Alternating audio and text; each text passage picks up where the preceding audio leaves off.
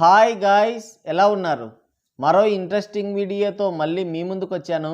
ఈ వీడియో చివరి వరకు చూసి నచ్చితే ఒక లైక్ వేసుకోండి. ఓకే, ఇక వీడియో స్టార్ట్ చేద్దాం.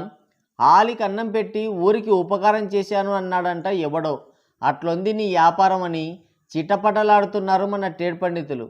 ఇక విషయం ఏంటంటే, మన కాపీ క్యాట్ రాజమౌళి అంగుళం కామెడీ చేస్తున్నాడు. రీసెంట్గా మహేష్ అన్నయ్యతో వారణాసి అని హాలీవుడ్ లెవెల్లో ఒక సినిమా తీస్తున్నాడంట. నిన్న టీజర్ రిలీజ్ చేసిన తర్వాత కానీ అర్థం కాలేదు ఆయన కామెడీ చేశాడని. ఆ అవుట్పుట్ని భుజాన వేసుకుని వెళ్తే హాలీవుడ్ వాళ్ళు దేకుతారా? అస్సలు దేకరు. ఈసారి ఖచ్చితంగా దొరికిపోతాడని ఆ ఏఐ వీడియో చూస్తేనే అర్థమవుతుంది. ఈ ఏఐ వీడియోకి మళ్ళీ ఒక ఈవెంటు. ఈ ఈవెంట్తో సౌత్, నార్త్, ఓవర్సీస్ అనే తేడా లేకుండా గ్లోబల్ లెవెల్లో కామెడీ అయిపోయాడు. మహేష్ అన్నయ్యని కామెడీ పీస్ని కూడా చేశాడు. ఆ నంది బొమ్మ పైన ఆయన వస్తుంటే జాతరలో పోతురాజులా ఉన్నాడు. ఎవడిచ్చిన ఐడియానో మరిది. సింపుల్గా వస్తే పోయేది కదా. ఇలా ఓవర్ యాక్షన్ చేసిన సినిమాలన్నీ దొబ్బాయి. ఇది ఏ దౌడు తీసుకుంటుందో చూడాలి. మరి నిజం చెప్పాలంటే షాపింగ్ మాల్కి వచ్చిన పిల్లలు బస్సు, హార్స్ రైడ్కి వెళ్తారు కదా, అలా ఉంది. హాలీవుడ్ రేంజ్ అని ఇలా జాతరలో ఎగ్జిబిషన్లో ఉండే బొమ్మ ఎద్దుని ఎక్కించాడు. ఇక టీజర్ అయితే ఆల్ మిక్స్డ్ ఫ్రూట్ జ్యూస్లా ఉంది. లాస్ట్లో మహేష్ అన్నయ్య ఎంట్రీ చాలా ఘోరం. ఫేస్లో ఎలాంటి ఎక్స్ప్రెషన్స్ లేవు, కార్టూన్లా ఉన్నాడు.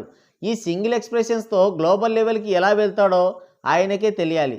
అది ఏఐ వీడియోలా ఉంది. అలా అయితే ఓకే, కానీ నిజంగా బాబు గారే అయితే నిర్మాత తూర్పు తిరగాల్సిందే. సరే, మొత్తానికి టీజర్ అయితే తుస్సుమంది, ఆ ఈవెంట్ కూడా తుస్సుమంది. ఇప్పుడు అది కాదు మ్యాటర్. రాజమౌళి అంగుళం 10 పైసల కామెంట్లు అసలు మ్యాటరు. తన సినిమా వ్యాపారం కోసం ఫంక్షన్ పెట్టి ఏదో దేశాన్ని ఉద్ధరించినట్టు బిల్డప్ ఇస్తున్నాడు. ఒక్కో సినిమాకి 3 ఏళ్ళు 4 ఏళ్ళు టైం తీసుకొని నిర్మాతకి తడిపి ఆ బొక్కంతా ఆడియన్స్ని ఎత్తిన వేస్తాడు. పావలా 10 పైసలున్న టికెట్ రేట్లు కొంపలమ్ముకునే రేంజ్కి తీసుకొచ్చిన గనుడు ఈయనే. ఆ బాహుబలి సినిమా ఎలా హిట్ అయిందో, ఎందుకు హిట్ అయిందో ఆ టంగుటూరి వీర బహావర్ధన్కే తెలియాలి. సరే, ఎలాగో హిట్ అయింది, టాలీవుడ్కి మంచి గుర్తింపు దక్కింది. ఆ గౌరవం ఉండేది రాజమౌళి అంగుళం పైన. కానీ ఈ గొర్రెబిడ్డ తానో పెద్ద పిస్తా అయినట్టు, బాధమైనట్టు ఫీల్ అయిపోతున్నాడు. రీసెంట్గా నిన్న జరిగిన వారణాసి సంతలో ఏకంగా హనుమంతుడిపైనే కామెంట్ చేశాడు. ఏమన్నాడంటే, నాకు దేవుడి మీద పెద్ద నమ్మకం లేదండి. నాన్నగారు వచ్చి ఇందాక హనుమ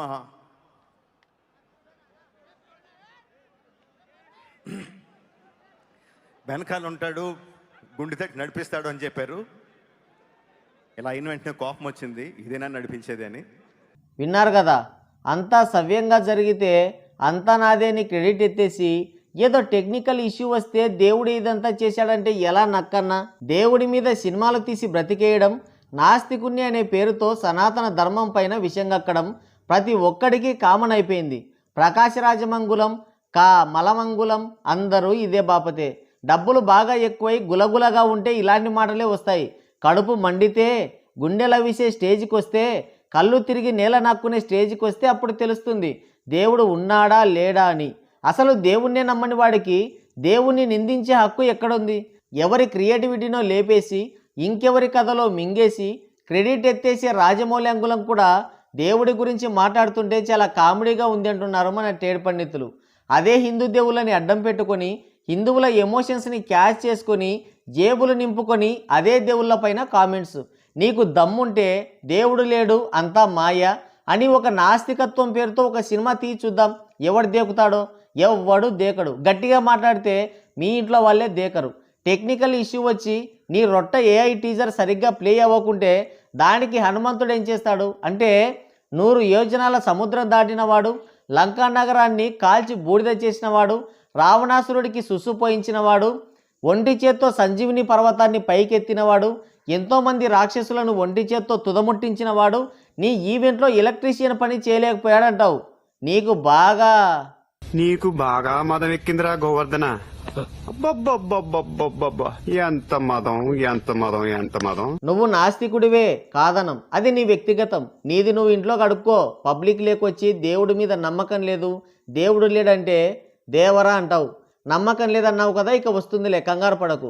క్షవరమైతే కానీ వివరం రాదు. ఇదొక్కటి నేల నాకిపోతే 3 కోటి దేవతలు కనిపిస్తారు నీకు. ఆ రోజు దగ్గరలోనే ఉందిలే. హనుమంతుడికి నక్కన్న ఫాదర్ విజయేంద్రవర్మ తాత క్రెడిట్ ఇస్తే తట్టుకోలేకపోతున్నాడేమో పాపం.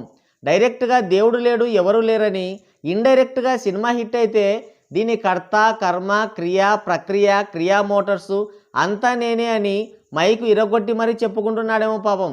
కానీ సినిమా హిట్ అవ్వదు కదా, ఇది గ్లోబల్ ఫ్లాప్ అవుతుంది. ఈవెంట్ బాగా సక్సెస్ అయి ఉంటే ఈ నక్కన్న అది మా ప్లానింగు గొప్పతనం అని మురిసిపోయిండేవాడు, గుండెలు బాదుకొని గొప్పలు చెప్పుకునేవాడు. కానీ వీళ్ళ చేతగానితనం వల్ల ఆ ఏఐ టీజర్ ప్లే అవ్వకపోతే దేవుని మీద నింద వేస్తున్నాడు. అసలు దేవుణ్ణి నమ్మనప్పుడు మంచి చెడు రెండింటికి నీదే కదా బాధ్యత అవుతుంది. దేవునికేంటి సంబంధం గొర్రెబిడ్డ? ఇదే కామెంట్ నువ్వు వేరే దేవుళ్ళపైన ఇతర మతాలపైన చేస్తుంటే నీ సీటు సిరిగిపోయిండేది ఇప్పటికి. కానీ మేము హిందువులం కదా, మాకు సిగ్గులేదు కాబట్టి ఎవరు ఏమన్నా ఎన్నన్నా తుడుచుకొని పోతూనే ఉంటాం.